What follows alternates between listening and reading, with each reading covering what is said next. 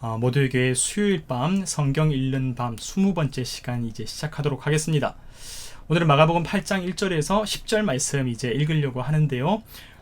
여러분, 제가 오늘 하나의 질문을 통해서 오늘의 말씀을 시작해 보려고 합니다.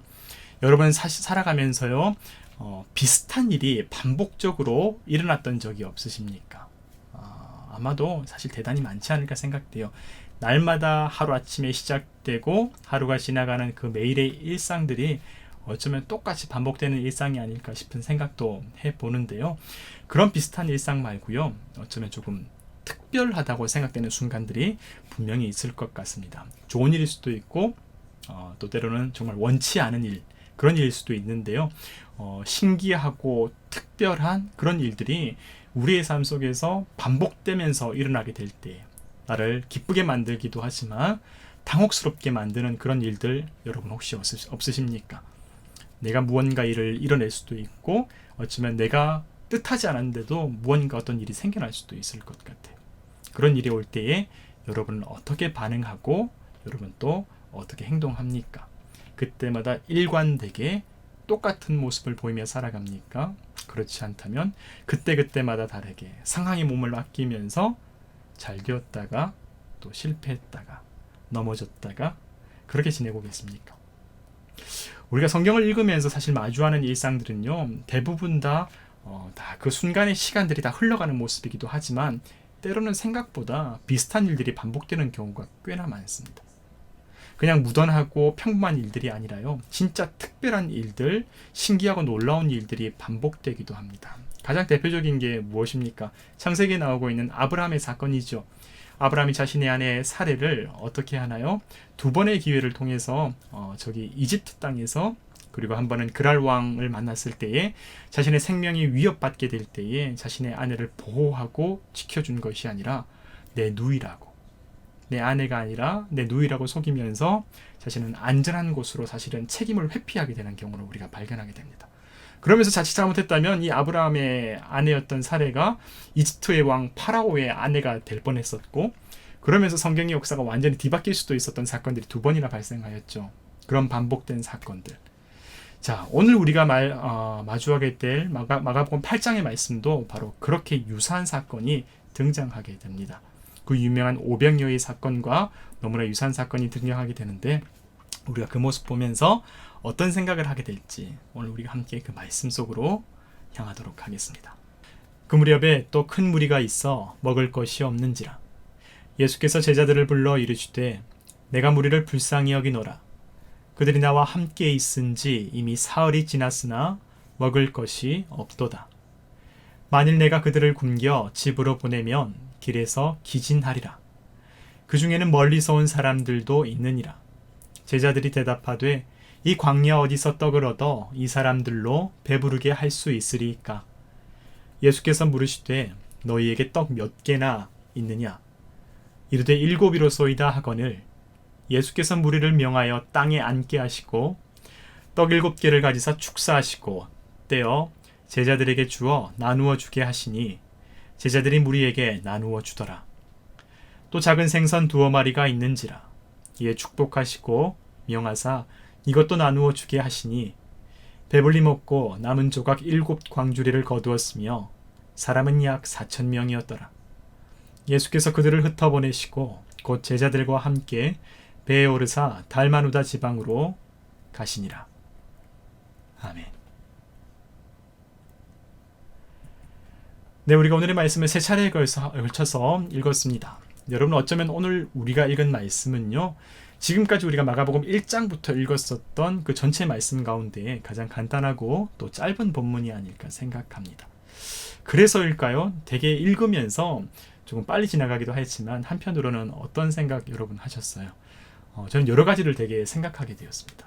우선은 내용은 사실 되게 간단하잖아요. 의미 자체는 이 7개의 떡과 물고기 2마리로 이 4,000명이 넘는 사람들을 먹이게 되었다는 것을 우리에게 보여주었습니다. 그런데 이렇게 표면적으로 우리에게 나와 있는 그런 문맥적인 내용 말고요, 이게 도대체 무슨 의미일까? 이 내용이 왜 이럴까? 왜 이렇게 기록되었고 반복되어서 우리에게 전달되게 되었을까라고 하는 하나님의 의도와 이 성경을 기록한 사람의 목적과 그 마음들이 제 생각을 자꾸 궁금증을 불러일으키게 만들었어요. 그러면서 기도를 하게 만들었죠.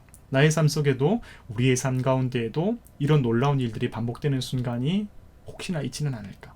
혹은 그때 나는 어떤 인생과도 같이 살아가고 있었고 나는 저 제자들과 같았을까? 아니면 예수님의 모습과 같을까? 아니면 저 사람들의 모습과 같을까? 여러 가지 생각들을 하게 됩니다. 여러분 그렇죠?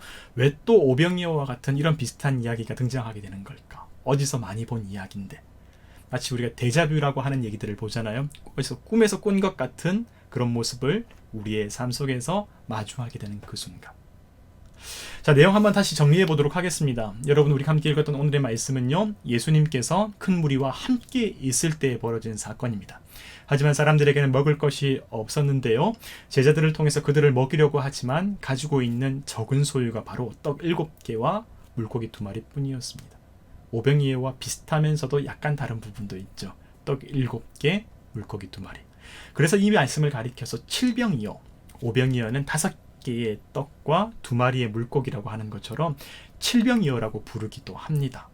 이 7병이어를 가지고 축사하시고 그리고 나누어 주었더니 모두가 배불리 먹고 또 많은 것들을 남기게 되었다는 것이 오늘의 내용입니다.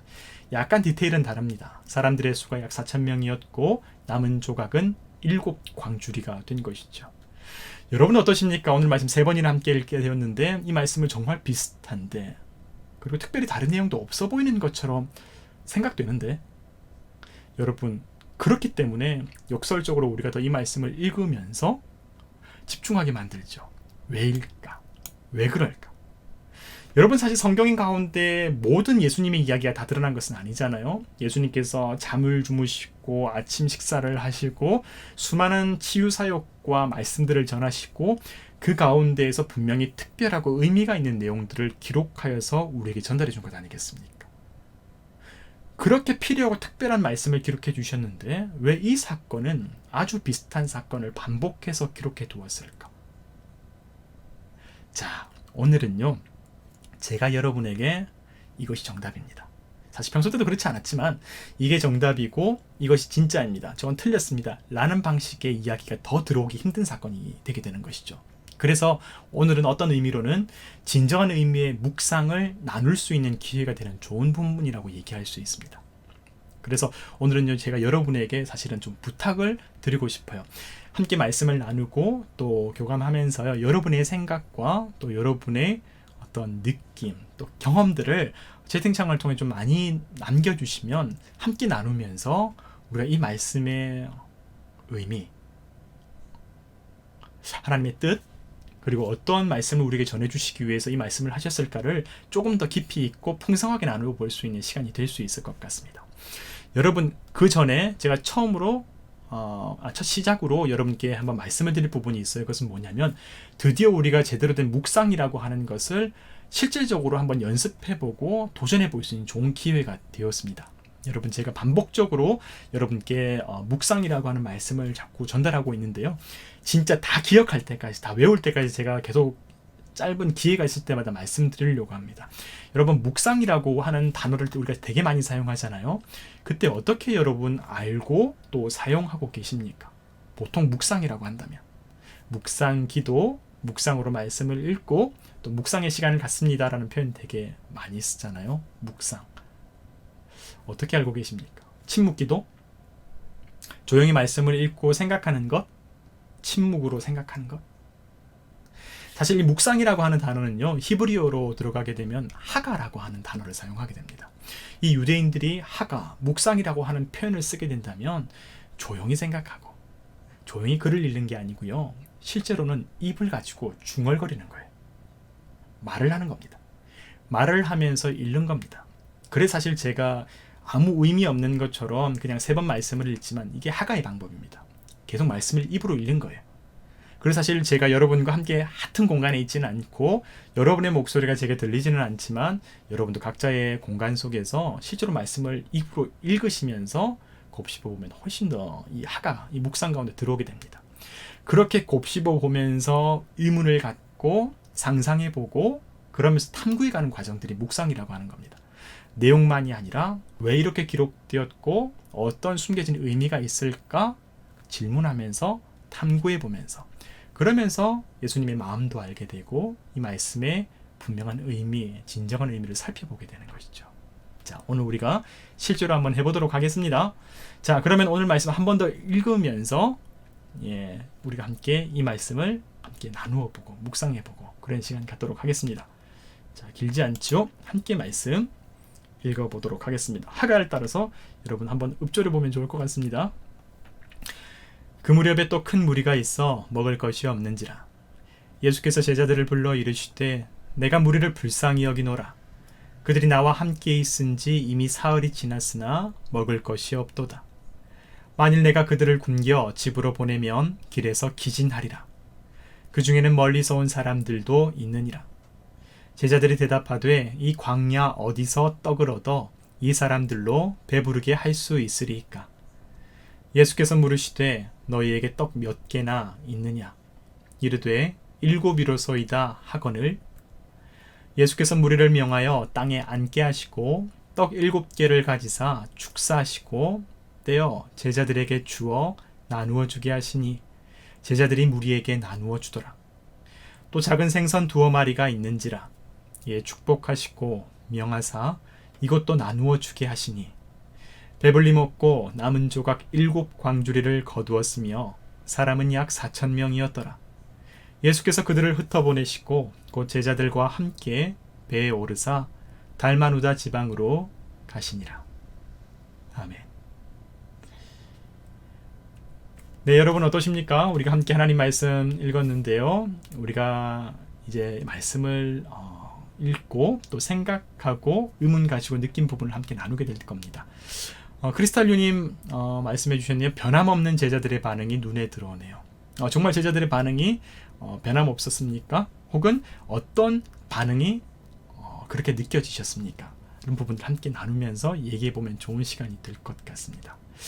우리가 서로의 생각들을 더 풍성하게 나누는 과정 가운데에서 여러분 언제든지 댓글을 남겨주시고요. 그 가운데 제가 오병이어 사건과의 그렇다면 진짜 공통점과 차이점이 어떤 건지를 조금씩 살펴보면 좋을 것 같습니다. 그리고 그 뒤에 서로의 생각을 더 구체적으로 나누면서 얘기해보면 더 유익한 시간이 되지 않을까 싶은 생각을 갖네요.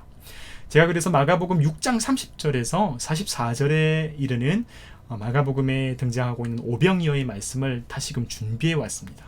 한번 읽어볼게요. 한번 읽어보시면서 여러분도 어떤 부분이 공통적이고 어떤 부분이 차이를 갖고 있는지를 한번 살펴보시면 유익한 시간이 될 것 같습니다. 한번 볼게요. 마가복음 6장 30절부터 44절 말씀입니다. 되게 비슷한 것 같은데 조금의 차이도 있고 또 상당히 유사한 부분도 있습니다. 읽어볼게요. 사도들이 예수께 모여 자기들이 행한 것과 가르친 것을 낱낱이 고하니 이르시되 너희는 따로 한적한 곳에 가서 잠깐 쉬어라 하시니 이는 오고 가는 사람이 많아 음식 먹을 겨를도 없음이라. 이에 배를 타고 따로 한적한 곳에 갈새 그들이 가는 것을 보고 많은 사람이 그들인 줄 안지라. 모든 거울로부터 도보로 그곳에 달려와 그들보다 먼저 갔더라. 예수께서 나오사 큰 무리를 보시고 그 목자 없는 양 같음으로 인하여 불쌍히 여기사 이에 여러 가지로 가르치더라.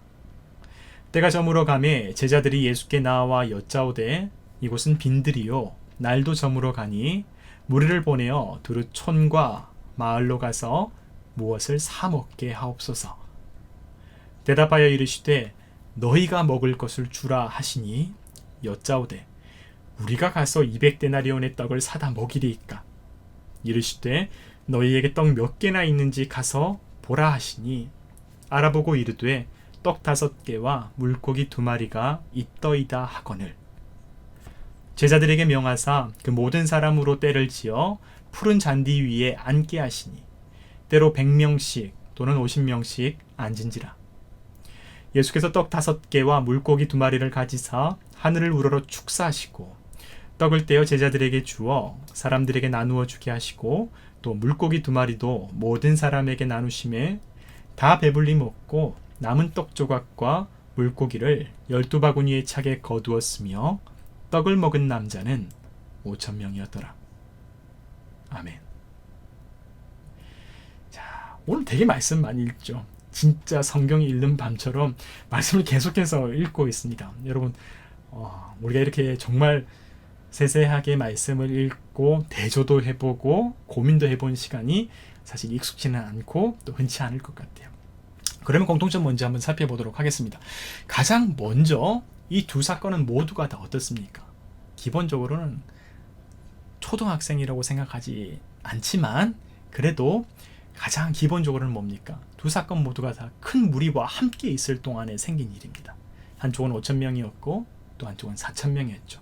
수많은 무리들에게 있었던 사건이었고, 두 번째는 무엇입니까? 사람들은 굶주려 있었고 또 가지고 있는 소유는 적었죠. 어떻게 되었나요? 얼마만큼? 5병이요. 그리고 하나는 7병이요. 이런 모습이 있었죠. 그리고 마지막으로 제 생각에는 예수님께서 적은 음식을 가지고 많은 사람들을 먹이시고 음식들도 많이 남기셨습니다. 이 세 가지의 골격, 그 처음에 환경과 그 과정과 결과가 거의 동일합니다. 그렇기 때문에 우리가 이 말씀을 읽을 때 어떤 생각을 하게 되냐면 똑같은 사건이구나. 혹시 뭔가 약간 컨트롤 C, 컨트롤 V 한 것처럼 복붙한 게 아닌가 싶은 생각이 사실 들게 되는 거예요. 정리해본 내용들을 한번 보여드릴게요. 첫 번째로는 많은 무리들과 함께 있을 동안 일어난 사건이고, 두 번째로는 굶주린 무리들과 적은 음식들 밖에 없었던 그들의 형편이 잘 기록되어 있는 말씀입니다. 그리고 세 번째로는 적은 음식으로 많은 사람들을 먹이신 예수 그리스도의 그 모습과 능력이, 그리고 그 사랑이 잘 드러나 있는 공통점을 보여주게 되는 것이죠. 자, 그래서 다 똑같은 말씀 같은데 실제로 이제부터는 제가 여러분과 함께 구체적으로 차이가 어떤 부분에 있는지를 하나씩 살펴보도록 하겠습니다.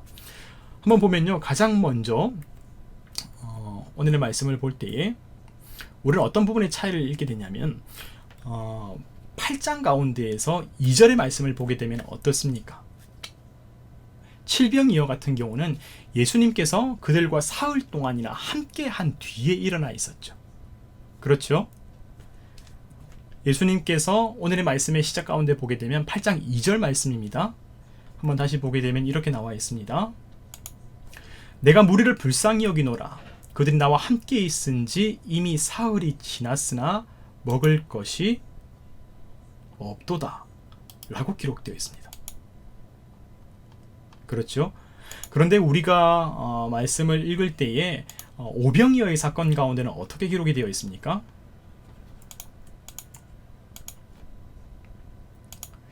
제가 말씀 한 번 더 찾아드리도록 할게요. 말씀을 보면 제가 비교할 수 있도록 말씀을 준비해 왔습니다. 한번 보도록 하겠습니다. 자, 6장 32절에서 33절을 보게 되면 오병이어의 사건 가운데 그 출발이 나와 있어요.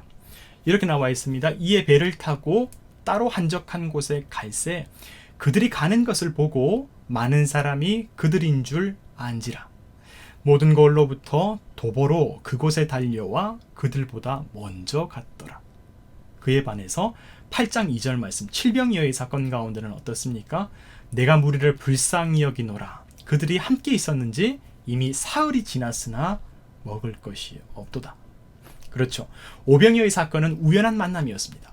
제자들이 그 이전의 상황 가운데 무엇이었죠? 예수님의 말씀을 붙잡고 전도하러 나갔다가 돌아온 뒤에 그들을 쉬게 하기 위해서 예수님께서 한적한 곳으로 제자들을 보내셨는데, 그 과정 가운데 제자들을 확인한 사람들이 몰려오게 되어서 이 오병이어의 사건이 시작되게 되는 것입니다. 하지만 7병이어의 사건은, 오늘의 말씀은 이미 예수님께서 그들과 함께 사흘 동안이나 함께 계셨고 말씀을 나눈 뒤에 이야기가 벌어지게 되는 것입니다. 자, 그랬을 때의 두 번째의 차이점도 한번 보도록 하겠습니다. 말씀 가운데 보면요, 6장 34절 오병이어의 경우에는 어떻게 나와 있냐면, 예수께서 나오사 큰 무리를 보시고 그 목자 없는 양 같음으로 인하여 불쌍히 여기사 이에 여러 가지로 가르치시더라. 8장 2절 말씀은 이렇습니다. 7병이어의 사건, 내가 무리를 불쌍히 여기노라. 그들이 나와 함께 있은지 이미 사흘이 지났으나 먹을 것이 없도다. 어떤 차이가 있죠? 차이가 없나요?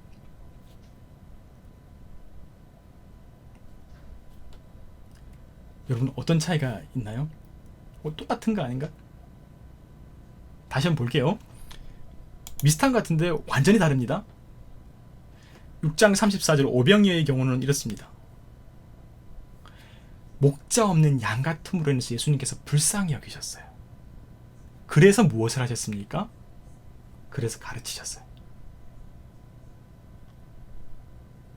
불쌍히 여기셔서. 네, 댓글을 달아주시는군요. 크리스탈리오님, 아이작 아시모프님. 오병이어는 불쌍히 여기서 먼저 가르치셨고 6장에서는 목자 없는 양 같다고 하셨고 8장에서는 예수님이 자기 양들을 불쌍히 여기시는 느낌.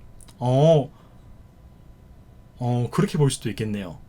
둘 다 되게 신선한 부분을 얘기해 주셨네요. 두 말씀 다 의미가 있는 것 같습니다. 두 말씀 다 분명히 느낌이 저는 되게 오네요. 어떤 부분에서 오냐면 하나는 크리스탈리오님께서 말씀하신 부분은 그렇죠. 다시 말씀 볼까요? 오늘의 말씀에 보면 이렇습니다. 6장 34절에서는 예수님께서 불쌍히 여기신 뒤에 그들에게 가르침을 주셨어요. 하지만 8장 2절의 말씀은 어떻습니까? 이미 사흘 동안 함께 하시면서 가르치심을 주신 뒤에 그 뒤에 먹을 것이 없는 부분에 대해서 이야기를 나온 겁니다.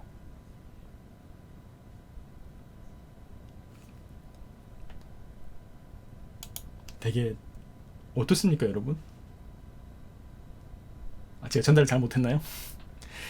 예수님께서 이 목자 없는 양 같은 무리들을 보시면서 불쌍히 여기셔서 그에 대한 솔루션으로, 그에 대한 응답으로 주신 것이 하나님의 말씀을 가르쳐 주신 것이었어요.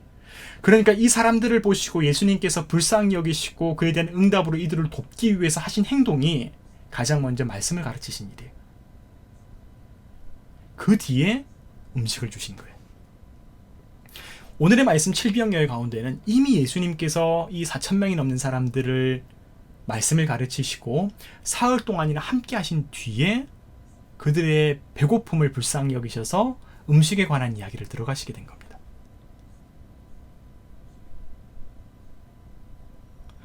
크리스탈 유님 말씀처럼 불쌍히 여기시는 이유가 다를 수도 있고요. 불쌍히 여기시는 이유는 근본적으로 똑같지만 그것을 대하셨던 예수님의 순서와 방식이 차이가 있을 수 있다는 것입니다.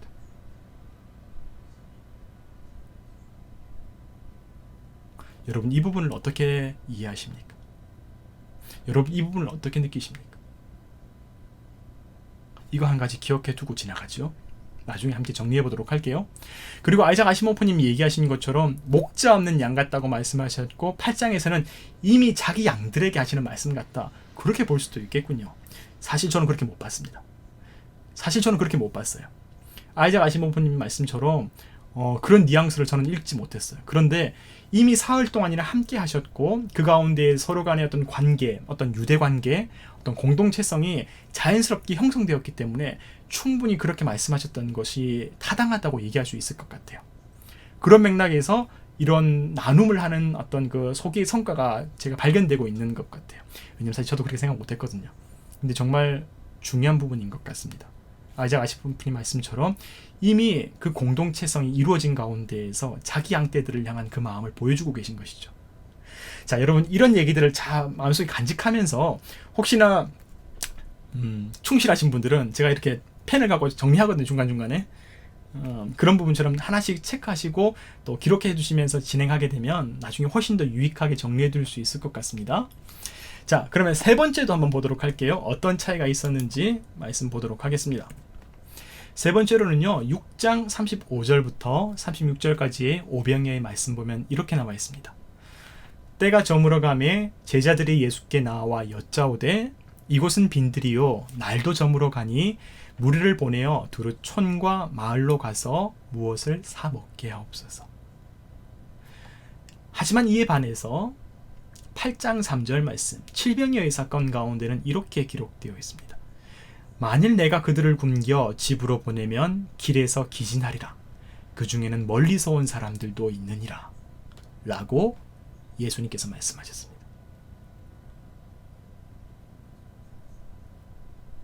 여러분 어떤 부분이 다르죠? 이게 뭔가 이게 뭔가 이런 그런 건가요? 여러분 어떠세요? 똑같나요? 아니 뭔가 차이가 있나요? 한 번 더 볼까요? 위에 부분은 오병이어의 사건 가운데고요. 아래 부분은 칠병이어의 사건. 여러분 어떠십니까? 골격이 너무 똑같으니까 진짜 같은 사건에 약간의 디테일만 다른 것 같은데 세세히 살펴보게 되면요, 뭔가 조금 달라요. 분명히 다른 게 있어요. 결이 달라요. 크리스탈유님, 오병이어는 제자들이 먼저 예수님께 무리를 먹이자고 말하고, 그리고요, 칠병이어는 다른가요? 칠병이어는 예수님이 먼저. 네, 그렇죠. 아주 중요한 부분을 발견하셨습니다. 칠병이어 때는 예수님께서 시신의 말씀처럼 더 세심하게 챙기는 것 같아요. 다르게 얘기하면 뭐죠? 오병이어는 예수님께서 그들을 불쌍히 여기시고 많은 것을 가르치셨는데 그 뒤에 먹을 것을 제한한 사람들이 다릅니다. 오병이어 때는 사람들의 배고픔을 보고 그들에게 먹을 것을 사먹게 하자고 한 사람들이 제자들로 나오게 됩니다. 비록 음식을 제공해줄 형편은 되지 못해서 우리가 그들에게 무언가를 주지는 못하지만 그래도 그들의 배고픔을 해결하기 위해서 그들이 직접 무언가를 사먹자고 한 사람이 바로 제자들이었어요. 그러니까 그때도 우리가 함께 말씀 나눴을 때도 제자들의 여건이 만족스럽지 못하여서 그들을 다 돕지 못하고 그들을 다 챙겨주지는 못하지만 그래도 그들을 불쌍히 여기고 안쓰럽게 여겼었던 그 긍휼의 마음이 제자들 가운데 있어서 그들에게 뭔가 조치를 취해야 되지 않겠습니까? 라고 제안했던 사람들이 제자들이었다는 것을 우리 그때 발견하였었죠.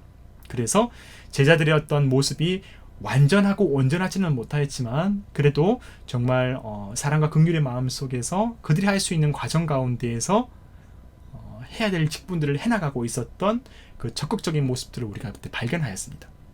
하지만 이에 반해서 칠병이어의 사건 가운데는 제자들이 뒤로 밀려나는 것 같죠. 예수님이 전면에 등장해요. 예수님께서 다 하세요. 불쌍히 여기시고 말씀 가르치시고 불쌍히 여기시고 음식에 관한 얘기를 먼저 꺼내세요. 예수님께서 직접 그들의 배고픔을 보시고 먹을 것을 제안하고 계신 겁니다. 그 뒤의 모습 볼게요. 37절과 4절의 말씀 함께 보겠습니다. 6장 37절에 보게 되면요, 이렇게 나와 있습니다. 대답하여 이르시되 너희가 먹을 것을 주라 하시니 여짜오되 우리가 가서 200데나리온의 떡을 사다 먹이리까. 자, 그렇죠. 먼저 말을 꺼내기는 하였지만 우리의 형편과 또 상황이 여의치 못하다는 것을 피력한 것이죠. 우리가 가서 200데나리온의 떡을 사다 먹이리까, 그게 없다는 거잖아요. 8장 4절에는 뭐냐면 이제 드디어 제자들이 등장하게 됩니다. 제자들이 대답하되 이 광야 어디서 떡을 얻어 이 사람들로 배부르게 할 수 있으리까. 여러분, 이 뉘앙스가 어떤가요?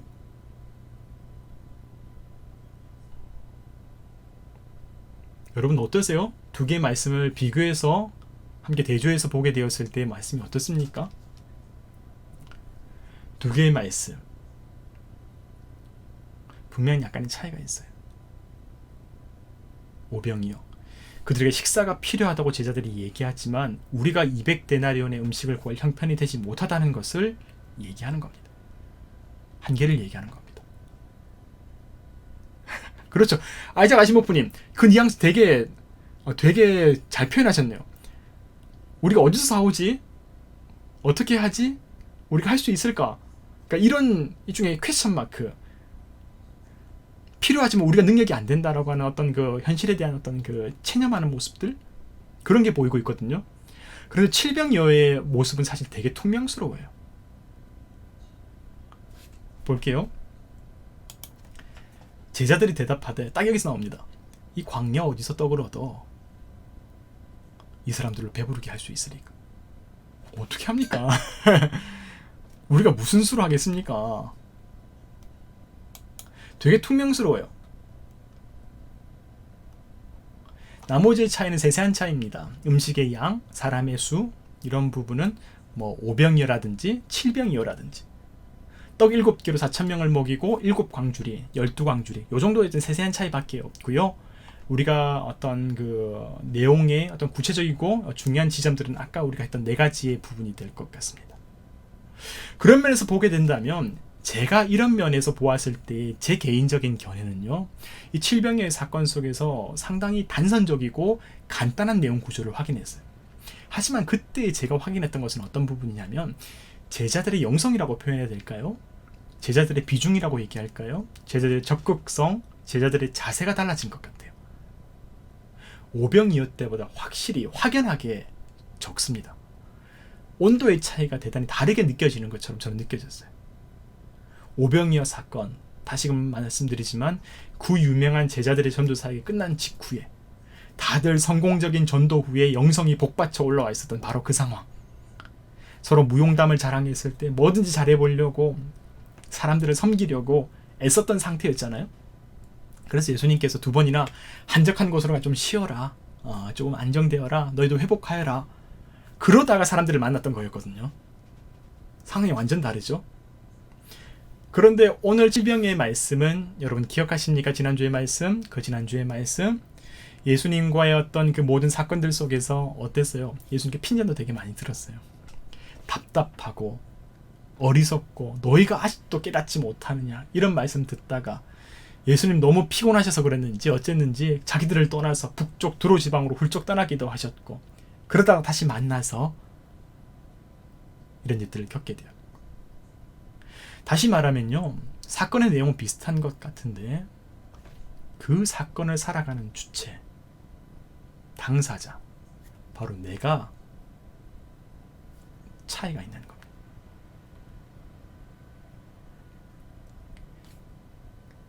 그 시간을 살아가고 있는 예수 그리스도는 동일하시거든요. 그 사건의 내용도 비슷하고 형편과 상황도 비슷한 것 같아요. 하지만 그 시간을 살아가고 있는 나, 우리, 그리고 우리의 상태가 차이가 있다고 저는 느껴졌어요. 여러분, 대단히 중요한 부분 아닐까 저는 생각합니다. 저는 이렇게 말씀의 의미를, 말씀의 교훈을, 하나님의 메시지를 저는 이렇게 발견하게 되었습니다. 현실은 그대로일 때도 있고요, 비슷한 일들은 얼마든지 일어날 수 있습니다. 상황도 다시금 그런 상황이 벌어질 수도 있습니다. 하지만 그 시간을 살아가는 나는 달라져 있습니다. 좋은 쪽으로든지 나쁜 쪽으로든지. 세상이나 현실이 바뀐 게 아니라 내가 변해 있을 수도 있다는 사실. 그리고 대조적으로 예수 그리스도는 변치 않고 거기 계시다는 사실. 그래서 오늘 약간 제가 질문해 보고 싶었어요. 우리는 이런 경우가 없었을까? 사실 오늘 말씀은 되게 막 해박한 지식과 뭐 분석과 용어를 풀어헤치고 이럴 필요가 사실 전혀 없는 말씀입니다. 그리고 제가 정답인 말씀도 아닙니다. 하지만 단지 물어보고 싶었어요. 저랑 여러분에게. 모든 사람은 언제나 좋아졌다가 나빠질 수 있고요, 나빠졌다가도 좋아질 수 있습니다. 언제나 바뀔 수 있어요. 그래서 우리에게는 변함없인 주님이 필요한데, 그래서 우리를 변함없이 사랑하시고 우리를 지키시고 돌보시는 예수 그리스도가 필요하다는데, 그것이 기독교 신앙의 핵심인데 우리는 이런 일들을 경험한 적이 없는지. 처음에 제가 드렸던 질문 바로 그것이죠. 나는 이런 상황을 맞이한 적이 없었는지, 나는 이때의 제자들처럼 조금은 하락한, 조금은 쇠락한 모습이었는지, 아니면 난 예수 그리스도의 모습과도 같이 그 시간을 우직하게 변함없이 살아가고 있었는지. 어쩌면 우리의 직장, 우리의 신앙생활, 각자의 개인의 생활 속에서 분명히 나타날 수 있다는 것입니다. 제가 오늘의 말씀을 읽고 묵상한 내용입니다. 그리고 아까의 그 시간들은 그 결론의 근거가 되고 단서가 되는 과정들이었다는 것을 여러분에게 안내해 드린 것입니다. 조금 지루할 수 있고 조금 하나하나 차근차근하게 하다 보니까 좀 길 수도 있었는데요. 이런 방식으로 묵상을 하게 되고, 이런 방식으로 마음대로 막연하게 소설과 상상을 쓰는 게 아니라 근거를 가지고 하나님의 말씀을 읽게 되는 방식을 여러분에게 안내해 드렸습니다. 여러분은 오늘의 말씀을 읽으면서 어떻게 생각하셨습니까? 여러분에게는 이 말씀이 어떤 의미를 갖고 있나요? 네, 아이작 아시모프님, 그렇게 볼 수도 있습니다. 예수님은 동일하신데 나의 반응이 다르다. 제자들의 반응이 다르다. 하지만 한편으로는 저는 그렇다고 해서 우리가 항상 이 제자들처럼, 물론 우리도 기복 있죠. 우리도 그렇게 할 때가 있죠. 하지만 그렇다고 해도 꼭 나쁜 쪽으로만 바뀌어지거나 바뀌어진다고 생각하지는 않습니다. 그렇게 단정 짓고 싶지는 않아요. 시시님, 내게 어떤 상황이 주어져도 한결같이 하나님을 예배하는 것, 묵상하게 되는 것 같아요. 그렇게 다가갈 수 있어요. 되게 좋은 부분을 제가 미처 다 살펴보지 못한 부분을 분명히 말씀해 주신 것 같아요. 우리는 상황에 따라서 예배하는 방식이 달라지잖아요. 그것도 맞죠. 상황에 따라서 예배하는 방식이, 하나님을 생각하는 방식이, 그리고 우리 신앙생활하는 자세와 행동이 달라지잖아요. 오늘 컨디션 안 좋은데 이번 주는 예배 한 주 거르고 기분 좋을 때는 할렐루야 부동산이 오르고 좋은 직장을 얻게 되면 주님을 찬양하게 되고, 그렇지 못하게 되면 지금은 기도할 마음이 나타나지 않고 지금 내가 이럴 상황이 아닌데. 그래서 마틴 루터가 그런 얘기를 했었죠. 가장 힘들 때, 가장 어려울 때, 가장 필요할 때 그때 기도해야 되는구나. 종교개혁을 통해서 자신이 막 사람들이 환호를 받을 때가 아니라, 조회수 엄청 올라가고 막 구독자 팍 폭발하고 이런 게 아니라 진짜 그 대적자들의 그 공격과 비난과 또 위협과 또 협박이 올 때 오히려 하나님을 더 찾게 되고, 또 기도하면서 하나님의 뜻을 묻게 되고. 그래서 저 보름스 회의 가운데, 제국 회의 가운데에서 히어 라이 스탠드, 내가 여기 서 있습니다. 내가 하나님 앞에 서 있고 역사 앞에 서 있고 내가 하나님의 교회 위에 서 있습니다. 그렇게 얘기할 수 있었던 것. 그러니까 그런 예배와 우리의 어떤 직장에서의 삶과 우리 모든 각자의 어떤 그 고백과 행동, 말, 그 행동 선택, 이런 것들이 하나 연결되는 것이죠. 똑같이 상황에 따라 흔들리며 살아가는 게 아니라. 그러네요. 그렇게 보게 된다면, 시시님의 말씀을 함께 제가 읽었던 묵상의 내용과 함께 연결해서 가게 된다면 더 깊은 통찰 가운데 나아갈 수 있겠네요. 우리는 현실에 끌려가는 사람들, 상황에 끌려가는 사람들, 분위기에 끌려가는 사람들. 우리가 그래도 지금까지 이런 얘기를 할 수 있었던 배경이 뭐냐면요, 지금까지 마가복음을 읽어오고 있는 거예요. 그냥 제가 설교 가운데 혹은 우리가 특강 가운데 한번 딱 이 사건을 경험하게 되면요, 이렇게 절대 얘기하지 못합니다. 어렵습니다. 이해가 안 됩니다. 그런데 우리는 지금까지 제자들의 굴곡을 알고 있는 사람들이잖아요. 완전 업됐다가 확 내려갔다가 예수님 답답하시고 힘드셔서 다 내팽개치시고 예수님 떠나시고, 제자들 우리가 뭘 잘못했지? 이러고 있다가 지금 어쩌면 오늘 얘기 가운데 제자들이 한마디도 없다가 가만히 있다가 그냥 침묵 가운데 있다가 우리가 그거 어디서 못 구할 것 같은데요? 이렇게 어디서 우리가 광야에서 구하겠습니까? 막 퉁명스럽게 틱틱거리고, 이런 어떤 상황 배경이 맥락이 있는 것 같아요. 그러니까 어떤 제자들의 기복과 상승과 하강의 곡선들이 우리가 사실 느껴지는 것 같지 않겠습니까? 그런데 이 말씀은 우리에게 분위기, 흐름, 상황에 지배되어 살아가는 사람들과 거기에 흔들리지 않는 사람의 대조적인 모습을 보여주고 있는 거예요. 예수 그리스도. 환경과 상황과 조건에 따라서 답이 달라지는 게 아니에요. 우리가 그 말씀을 붙잡았으면 좋겠습니다. 예배나 삶이나 행동이나. 시신님 말씀이 참 좋은, 참 유익한 어떤 배움의 시간이 되게 되네요. 제 스스로도. 예. 자, 여러분 혹시 제가 살펴보지 못한 부분들 혹시 있으셨나요? 오늘 말씀 읽으면서 분명히 여러분의 어떤 묵상했던 부분, 여러분의 느낀 부분이 제 부분보다 훨씬 더 유익할 수 있을 것 같습니다. 왜냐면 시시님이나 아이작 아시모프님께서 얘기했던 그런 부분들은 사실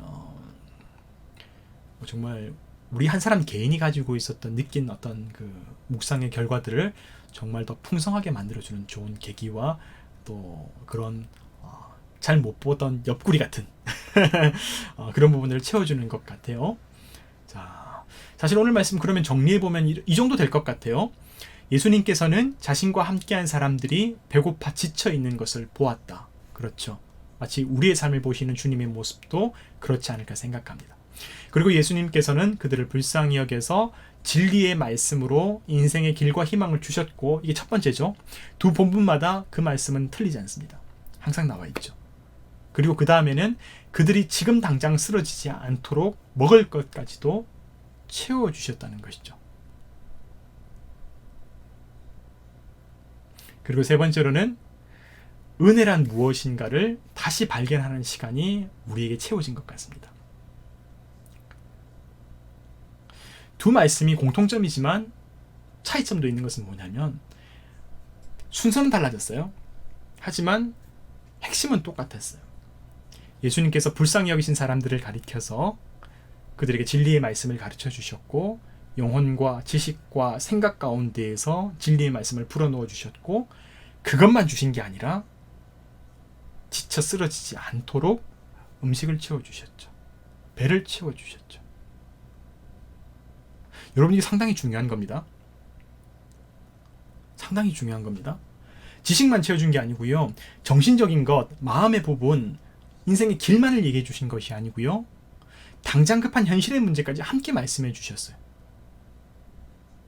반대로 배를 채우는 현실적인 것만 얘기한 게 아니라요. 가장 근본적이고 중요한 복음, 진리의 문제, 영혼의 문제까지 다 포함해서 말씀해 준 거예요.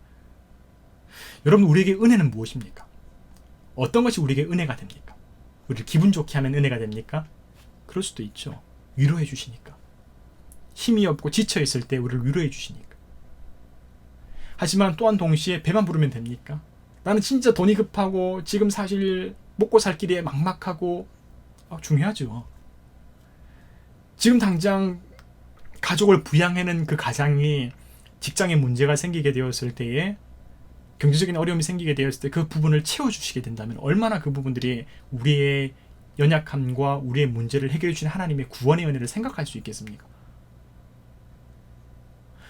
예수님께서는 그러나 한 부분만을 얘기하신 것이 아니었어요. 배부르기만 하면 다 된다, 돈이면 다 된다. 사실 이건 상당히 빈구멍이 많은 거예요. 마음이 병든 사람들도 얼마나 많이 있습니까? 물질이 많더라도. 혹은 반대로 영혼의 결핍과 어떤 그 육체의 결핍 한쪽만 있어도 안 된다는 것을 얘기해 주는 거예요. 인생은 정직하고 우리는 건강하고 온전하게 이 부분을 함께 다 공급받아야 되는 존재들이라는 것을 예수님께서 보여주신 거예요. 아이작 아시모프님 말씀 주시는 게 있네요. 저는 개인적으로 예수님이 멀리 돌아갈 것까지 걱정하시는 게 좀 감동이에요. 학교나 회사나 교회나 다 멀리 다니. 네, 아주 예수님의 마음을 개인적으로 마음에 되게 와닿게 말씀해 주신 것 같아서 너무 좋네요. 멀리서 오가는 게 진짜 고생이고 밥 시간도 놓치고 고충이 많죠. 세밀하게 보시는 예수님이신가요? 세밀하게 보시는 예수님?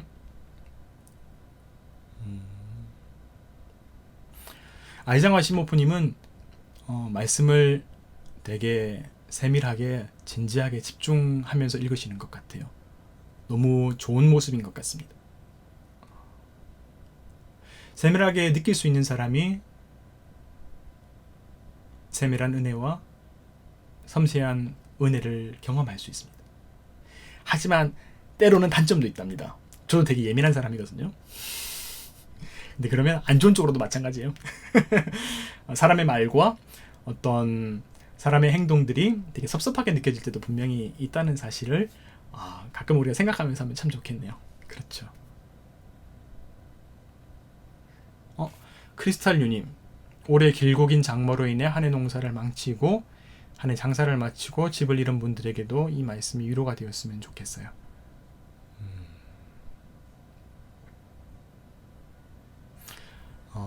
그래요. 사실 지금 시 같은 경우는 우리가 보통 홍수나 장마가 일어나게 되면 지금까지 농활이나 아니면 수해 복구를 되게 많이 갔었는데, 교회에서도 그렇고 개인적으로도 많이 가고 그렇게 했었는데, 올해는 코로나 때문에 사실 조심스러워요. 그래서 교회 차원에서도 사실 생각도 엄두도 못 냈어요. 올해 같은 경우는. 그러다 보니까 사실 그분들이 되게 고독하고 힘들 것 같은 생각이 사실 좀 들어요.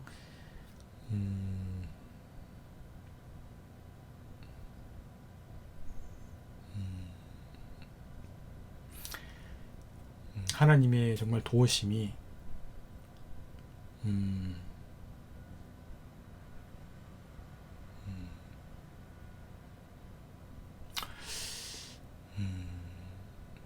예수님께서, 그러니까 내용적으로 생각하게 되면 그냥 정말 수혜를 당하신 분들이나 코로나19로 힘들어하시는 분들에게, 그리고 그 일들을 수습하고 돕기 위해 애쓰는 의료진들이나 또 역할을 맡은 책임자들 가운데에서 하나님께서 지혜의 길들, 또 마음의 위로, 평강, 마음의 질병, 그 가운데 있었던 트라우마, 그런 부분을 채워주시는 은혜도 있고요. 하지만 또한 구체적으로 정말 그들이 당장 먹고 살 길들, 우리 주님께서 정말로 불쌍히 여기셔서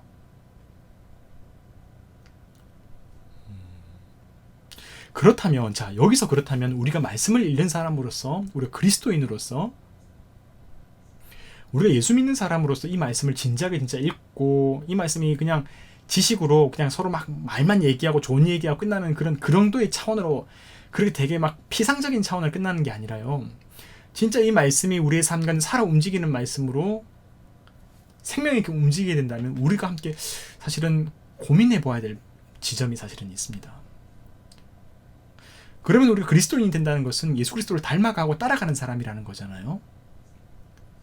우리 주변에 이런 명백히 보이는 상황과 환경들이 있을 때에 우리가 그러면 어떻게 하면 그리스도의 모습을 닮아갈 수 있을까? 이웃들의 고충에 대해서 이 부분까지 나아갈 수 있게 된다면 그 사람은 신학적인 어떤 대단한 얘기를 하지 못한다고 할지라도 그 누구보다 위대한 믿음의 사람이라고 얘기할 수 있을 것 같습니다.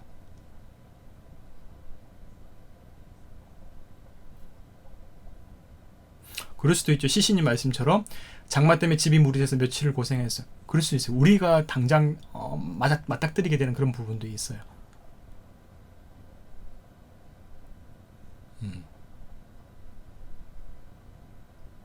우리 개인의 삶 속에서도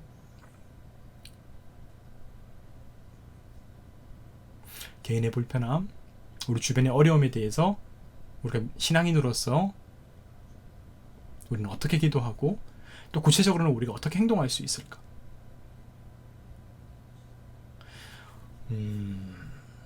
여기서 이 광야에서 우리가 어떻게 밥을 구하겠습니까? 이 코로나 시국에 우리가 뭘 할 수 있겠습니까?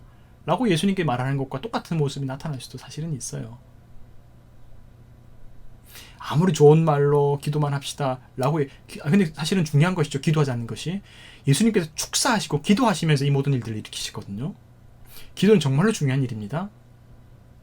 그래서 기도만 하는 게 옳으냐라고 폄하고 싶지는 않아요. 그것은 좋은 방식 아닙니다. 하지만 그럼에도 우리가 좀 더 진지하고 그냥 대충 넘기는 말로 기도하자는 얘기를 하는 게 아니라 정말 우리가 이런 가운데 우리가 믿음의 사람으로서, 말씀을 읽는 사람으로서 어떠한 응답과 행동과 실천을 할 수 있을까를 얘기할 수 있게 된다면 정말로 우리가 예수 믿는 의미가 있을 것 같아요. 말씀 읽는 의미와 보람이 있을 것 같아요. 그리고 하나님께서 기뻐하실 것 같습니다.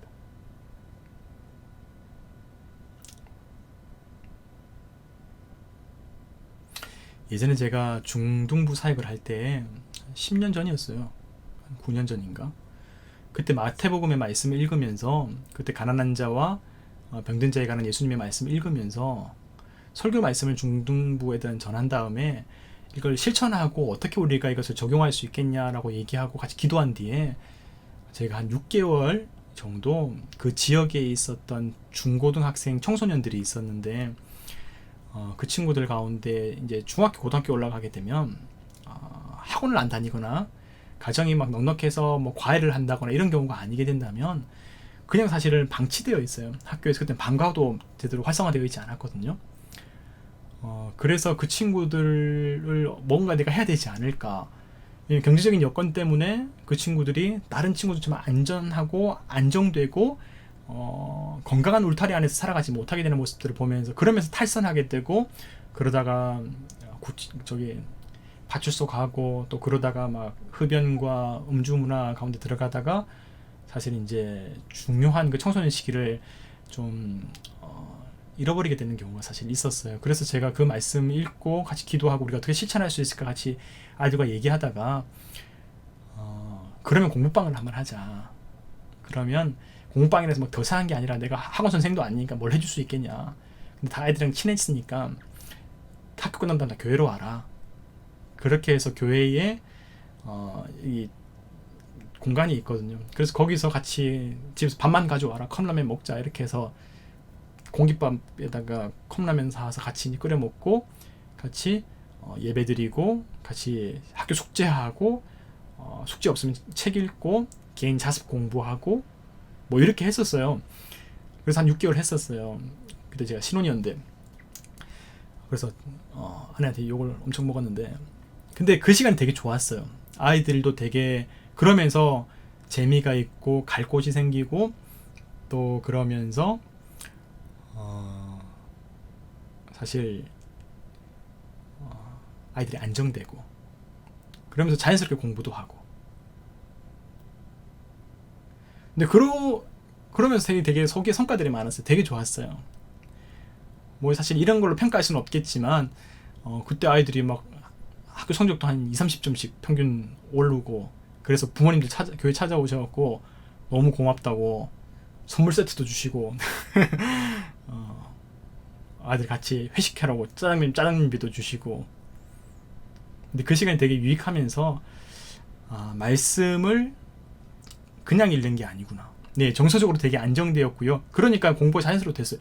성적이 되게 좋아졌어요. 반에서 5등 안에 들어가고 막 그랬어요. 그 친구들이 평균 막 95점도 생기고 이렇게 해서 나중에 저희 대학 갈 거라고 막 그러면서 근데 제가 한 게 없거든요. 제가 뭐 과외를 해준 게 아니라 그냥 그 공간과 분위기와 친하니까 그래도 저를 그래도 신뢰해주고 존중해줬으니까 아이들이 지금도 연락을 하는데 지금 이제 대학생들 됐죠. 군대도 갔다 오고 근데 그 시간이 좋았어요. 그리고 그 시간이 보람이 되고 야 정말 예수 믿기를 잘하고 참 교회가 소중하구나. 말씀을 그대로 실천하는 게 참 유익하구나. 지금도 연락 와요. 가끔씩 밥도 먹고.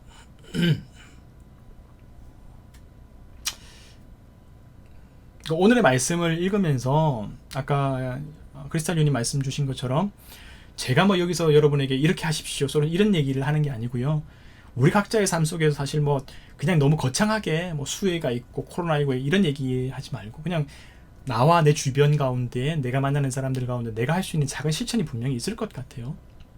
없지 않을 것 같아요. 그러니까 복음이 필요한 것이고 그러니까 교회가 필요한 것이고 그러니까 신앙의 의미가 있는 것이거든요. 근데 그것들을 함께 기도하고 발견해 나갈 수 있는 발자국이 우리 가운데에서 내딛게 된다면 교회는 이 땅 가운데 존재해야 될 이유와 의미가 있습니다. 신앙이 정말 세상의 빛이 되고 예수 그리스도의 복음이 세상의 빛과 정말 소금과도 같다는 그 말씀이 그리고 우리가 그 빛과 소금이 된다는 말씀이 정말 살아있는 말씀이 되는 거거든요. 그것을 위해서 교회가 있고 말씀을 읽으려고 하고 신앙생활을 하는 거거든요. 오늘의 말씀이 그리고 오늘의 이 시간들이 여러분 각자의 삶 가운데에서 작은 씨앗이 되었으면 좋겠습니다. 오늘은 말씀은 어렵지 않지만 실천과 삶이 어려운 말씀이 되어버렸습니다. 그게 예수 그리스도를 붙잡고 예수 그리스도를 닮아가고 예수 그리스도가 정말 살아있다는 것을 증명해내는 삶이 아닐까 생각합니다. 여러분 우리 멤버들 가운데 함께 하시는 분들 가운데 지금 채팅창에 계신 분들 가운데 사실 뭐 빛과 진리 교회에서 관련되어서 나중에 나오신 분들도 꽤 계시잖아요. 근데 참 진짜 세상에 복음을 전하고 진짜 세상에 빛이 되는 건요. 그냥 구체적으로 뭐 돈 많이 없어도 교회가 크게 불어나지 않아도 이 세상에 진짜 어두운 사람 많아요. 힘든 사람 많아요. 우리가 막 되게 대통령 되고 멋진 사람 되고 막 노예 총회장 되고 이런 게 우리 목회가 신앙의 또 교회의 목표가 되면 안 됩니다. 그럼 다 죽습니다. 교회도 죽고 다 죽습니다. 하지만 정말로 우리 주변에서 만날 수 있는 그런 친구들, 그런 만남들 가운데에서 분명히 무언가 우리가 할 수 있는 게 있을 겁니다. 기도하고 있으면 생각이 반드시 납니다. 기도가 있다 보면 보입니다. 네, 제가 준비한 시간은 여기까지입니다. 여러분, 오늘 제가 준비한 시간 여기까지고요. 오늘은 사실 이 옷을 입으니까 땀들이 티가 너무 나네요. 자, 여러분 혹시 다른 질문이나 혹은 또 생각하신 부분 더 있다면 제가 기도한 후에 2부 순서 가운데에서 함께 하도록 하겠습니다. 오늘 준비한 시간 여기까지고요. 제가 기도하고 2부 순서로 넘어가도록 하겠습니다.